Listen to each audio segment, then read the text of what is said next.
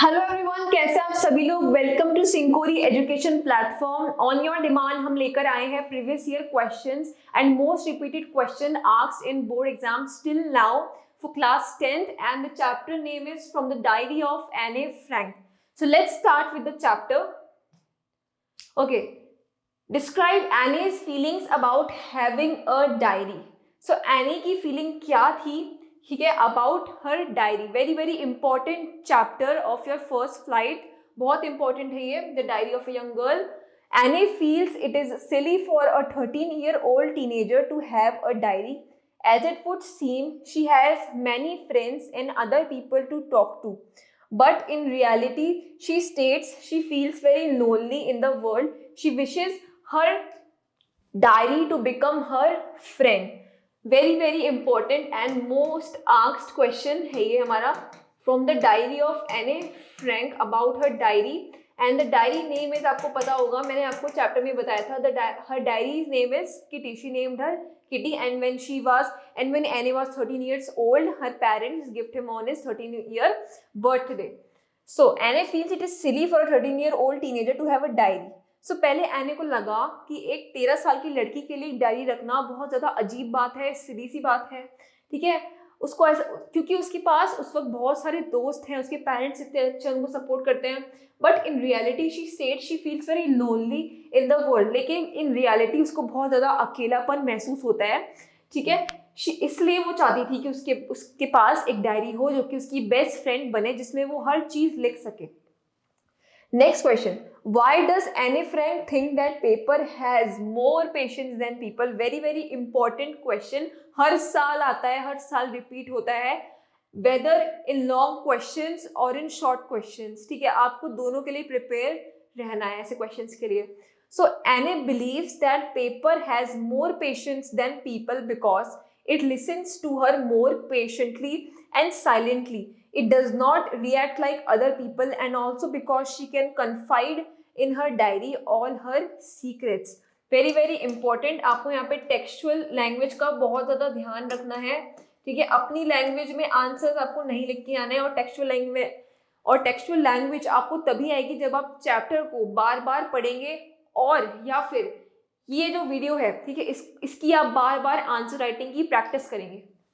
तो वीडियो को पॉज कीजिए और अपनी नोटबुक या फिर रजिस्टर के अंदर जो है सारे के सारे क्वेश्चंस आप लिखिए, और उसे जब तक एग्जाम नहीं हो जाता तब तक आपको उन आंसर्स को बार बार रिपीट करना है, पढ़ते रहना है. तब जाके आप बोर्ड एग्जाम्स में इफेक्टिव एंड इम्प्रेसिव आंसर्स लिख के आ सकते हैं, ठीक है. सो इस चीज का आपको ध्यान रखना है. Next question. What does Anne Frank tell about her family in her diary?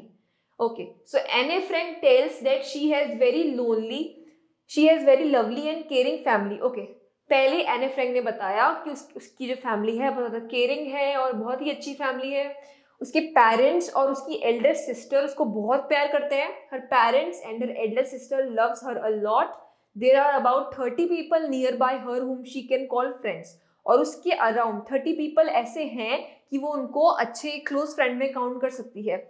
She has loving aunts and a good home, but she wants to have a true friend with whom she can share her feelings and thoughts.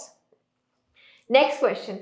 Describe your views about Mr. Keesing as a teacher. So, Mr. Keesing, very very important question यहाँ पे बन सकता है आपका. So, Mr. Keesing seems to be a strict teacher, but he actually believes taking actions with good intention and for the development of children. असल में जो mister कीसिंग थे, जो मैथ्स के टीचर थे एने के, वो असल में स्ट्रिक्ट तो थे, लेकिन जब भी वो उसे पनिशमेंट दिया करते थे वो बच्चों के डेवलपमेंट के बारे में सोचा करते थे. He tries to control her bad habit of talking too much, but as soon as he is convinced that her habit does not affect her studies, he overlooks her shortcomings. Next question. What does Anne write in her first essay to support her habit of talking so much? Anne Frank supports her Nante by stating that talking is a student's trait and she will try to control it, but she also says that she has got it from her mother and such inherited traits cannot be changed or cannot be curbed. Curbed का मतलब होता है यहाँ पे control करना, ठीक है, to be control की. ऐसी हैबिट जो है वो कंट्रोल आउट ऑफ कंट्रोल है, ये कंट्रोल नहीं की जा सकती है. What was Mr. Keesing's reaction after reading Anne's poem on the third essay that he had given to her to write? So when Mr. Keesing read Anne's poem on the third essay that he had given her to write, he took the joke the right way. He understood the intention of Anne and felt it in a good humor. After that, he allowed her to talk and did not punish her by assigning her extra work. Why was Anne's entire class anxious and nervous? Because Anne's class was anxious and nervous about the result. वो क्यों थे? About the result, क्योंकि उनका result आने वाला था and it was yet to be decided who would be promoted to the higher class or who would not, because many deserved it. Next question. Describe Anne's love for her grandmother. Very, very important question from the point of board view. When Anne's grandmother died, she stated that no one could understand her intensity of her love for her grandma. ठीक है, उसके अलावा जो है उसकी जो grandmother का जो प्यार है, उनका जो इंटेंस नेचर है, वो कोई नहीं समझ पाएगा. She also said that no one could imagine how much she thought of her. कोई भी इस चीज़ की कामना नहीं कर पाएगा, सोच नहीं पाएगा कि मैं उनके बारे में कितना सोचती हूँ. Lighting up extra candle for her during her birthday shows her love for grandmother.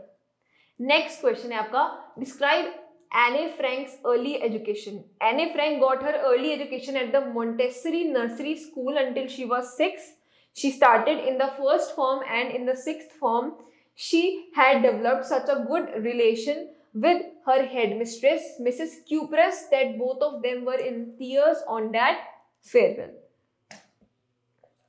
Okay, अब बात करते हैं अपने लॉन्ग क्वेश्चन की. From the diary of Anne Frank throws light on teacher-student relationship, class atmosphere and discipline. Write a paragraph on the values of the aspects of school and how far these values are necessary for learning and life.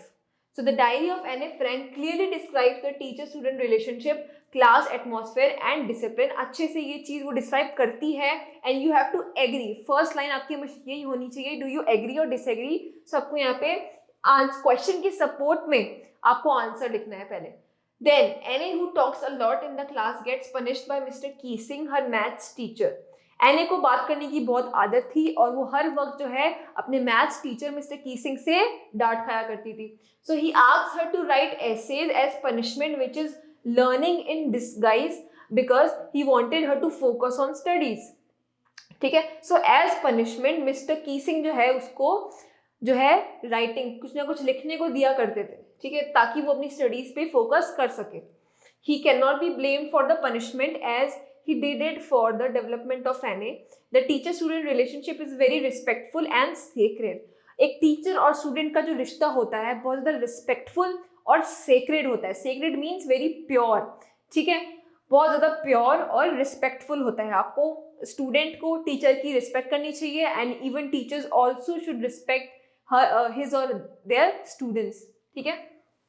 It is about discipline and classroom manners which are essential for every student as well as teacher.